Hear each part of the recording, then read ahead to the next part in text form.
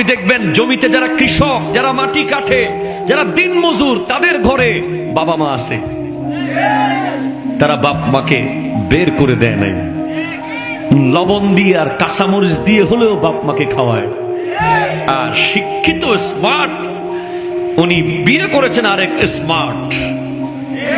এখন ওনারা স্মার্টে স্মার্টে এমন স্মার্টার হয়ে গেছেন, এনশাইন প্রিমিটিভ বাবা মাকে আর ঘরে রাখা যাচ্ছে না।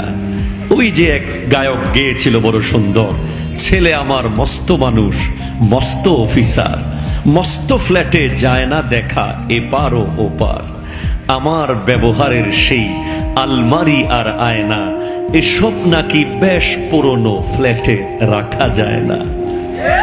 ঠিক কিনা বলেন না?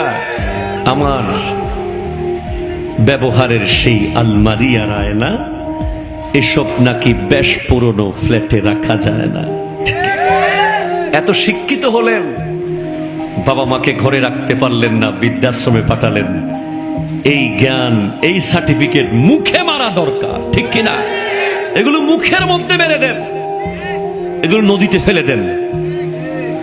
আর ওই গরিব কৃষক, ওই রিক্সাওয়ালা, ওই মাটি যিনি কাটে, ওই দিন মজুর যে বাপ মাকে ঘরে রেখেছে, বিবিকে নিয়ে সুখে সংসার করছে, কোনো সুদ খায় না, কোনো ঘুষ খায় না, তাকে আমরা সেলুট মারি। ঠিক কিনা কথা বলেন?